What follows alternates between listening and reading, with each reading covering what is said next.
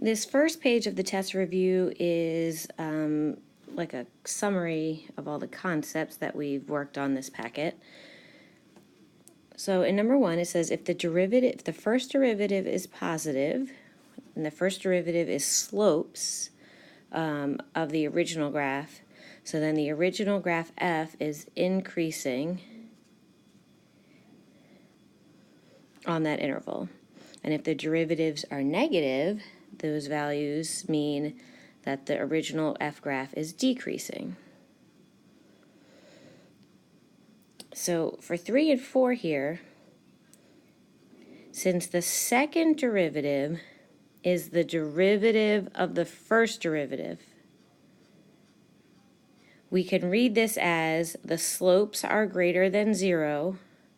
So then on this graph, it's increasing. And when the slopes are less than 0, or the slopes are negative, the original graph f prime is decreasing.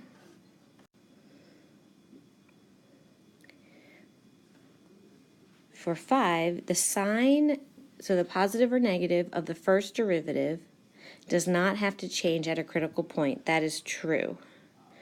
Then it would mean that that critical point is not a maximum or minimum, but it is still a critical point. Oh, so I just answered 6. A function does not have to have a local max or min at every critical point. That is also true. So the graph of the original f of x is concave up when the second derivative is greater than 0, and the graph of f of x is concave down when the second derivative is less than 0.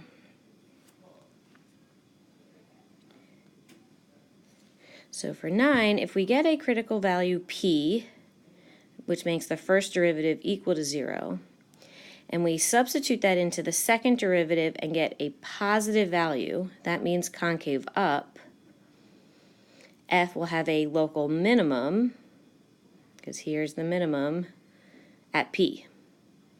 The other way, if we get a critical value p where the first derivative equals 0, that's what this is saying, and now the second derivative is negative, which is concave down, there's a maximum up here at p.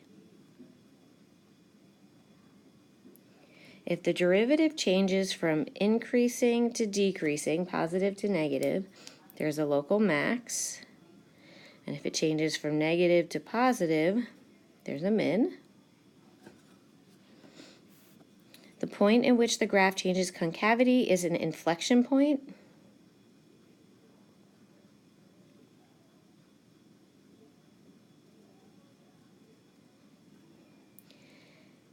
Every point x where the second derivative equals 0 is an inflection point. That is false. The signs have to change on either side of x for that value to be an inflection point. A function f has an inflection point at p if the first derivative has a maximum or minimum at p, or the second derivative changes signs at p.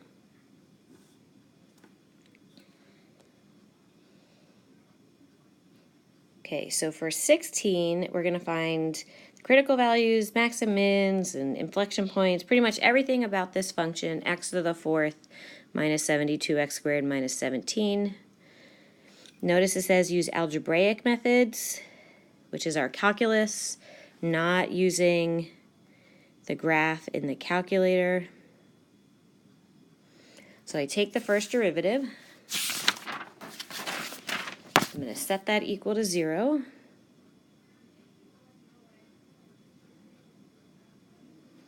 I can factor out a 4x.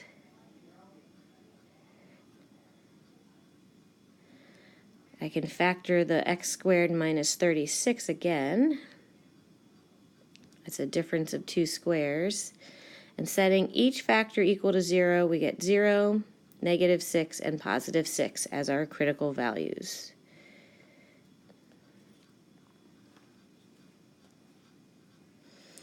When we fill in our chart, we have to put our critical values in numerical order so that we can write in our intervals. Oops, that's supposed to be an infinity.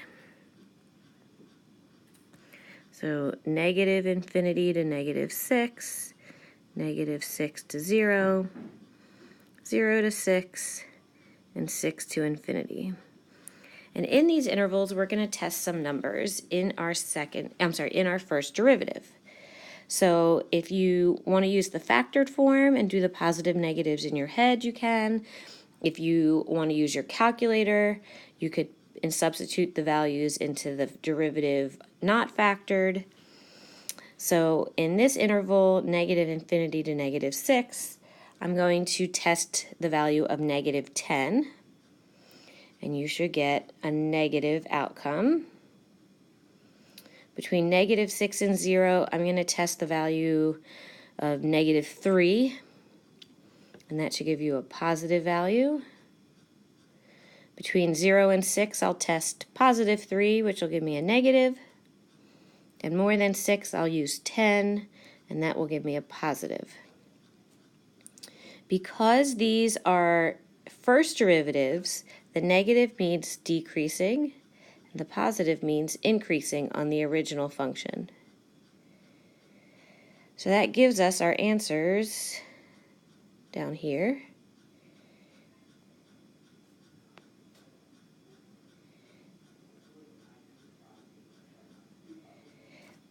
And then for the max and min, decreasing to increasing will give me a minimum at x equals -6. And then when we go increasing to decreasing, that means there's a maximum value at x equals 0.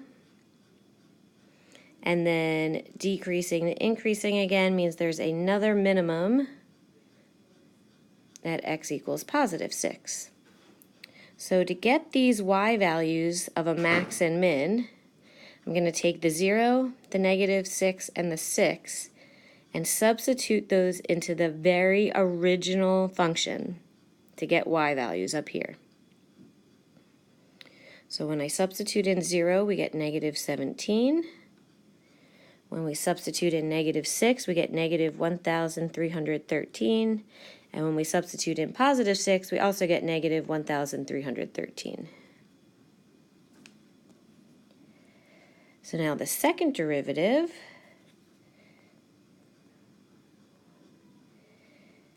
we're going to set that equal to 0. I can factor out a 12. And 12 is not a perfect square, so I can't factor anymore. But I can set that factor equal to 0, add the 12 to the right, and square root both sides.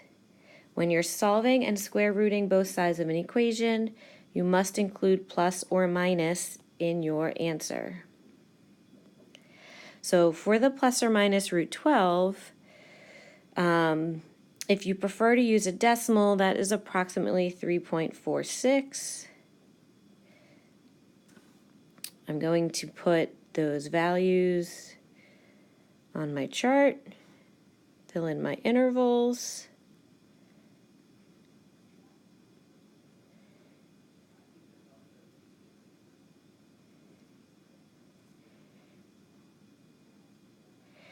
Pick some numbers to test out. So since root 12 is 3.46, something less than negative that 3.46, let's say, is -10. When I substitute -10 into the second derivative, we get a positive value. Between negative root 12 and root 12 would be 0. When I substitute 0 in for x squared, we get a negative. And something more than root 12 will give us positive. And because these are second derivatives, that tells us concave up, concave down, and concave up.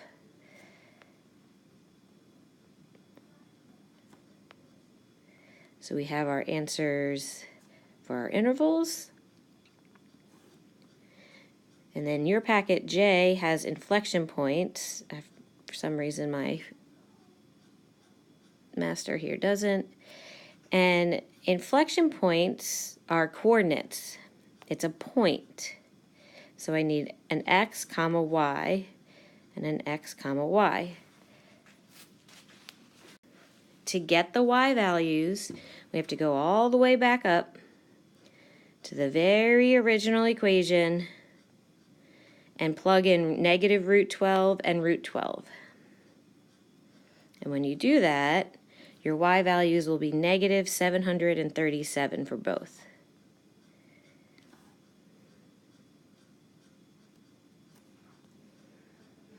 And lastly, for number 17, this problem gives us the first derivative. Now, when we did this kind of problem in class, we found the second derivative here using the product rule. And we saw that it took a really, really long time. So what I prefer to do, and this is how I'll get my answer to A, is to make finding the second derivative easier, I'm going to multiply out the terms of the first derivative.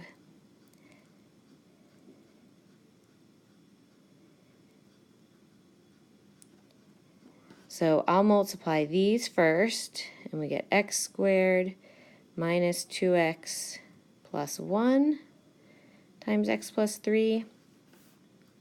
And then to multiply again, I'm going to do a box method to multiply. I'll do that over here, only because it keeps my terms organized. Oh, that was too many boxes. That's okay, I'll ignore a row. So I'm going to multiply x squared, negative 2x and 1 by x and 3. So when you multiply with box method, we multiply x squared times x, and we get x to the third, and then x squared times 3, and get 3x squared. And then we'll do the next row, negative 2x times x, and negative 2x times 3, and then 1 times x and 1 times 3. And what's really nice is now I can combine my like terms. You can see these add together and these add together. And we get x to the third plus x squared minus 5x plus 3. So when finding the second derivative, now I can very quickly get that polynomial. Okay, so to get the critical values for the maxes and minimums of the function, the problem gives us the first derivative in factored form. So I'm going to set each factor equal to 0.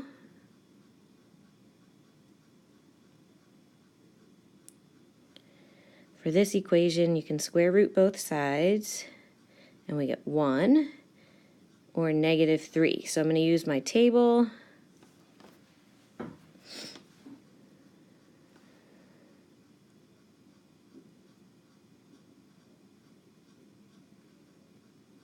going to test my values. So if I choose negative 10 and I substitute that into the first derivative, I'm going to get a negative value. If I choose 0 and substitute that into the first derivative, we get a positive. And something more than 1, like 10, I'm going to get a positive. So we have decreasing, increasing, increasing. So decreasing to increasing is a minimum at x equals negative 3. And then if we look at the critical value of 1, increasing to increasing, or positive positive, is no sign change. So that means there is no maximum, and 1 as a critical value is not a max or a min. We cannot find the y values since we don't have an original function. We only have a first derivative to start. So the only possibility is to get x values. So now to get the inflection points, I'm going to take my second derivative, set that equal to 0, and I'm going to factor by splitting the middle. 3 times negative 5 is negative 15. So of those pairs of numbers, I'm going to use negative 3 and 5 to add to 2x. So that's 3x squared minus 3x plus 5x minus 5. Then I need the greatest common factor of each half. So this term shares a 3x. 5x and minus 5 share a 5. And I can regroup to get my factors of 3x plus 5 and x minus 1. Setting each factor equal to 0, we get negative 5/3 and 1. So we're going to use those values on our chart.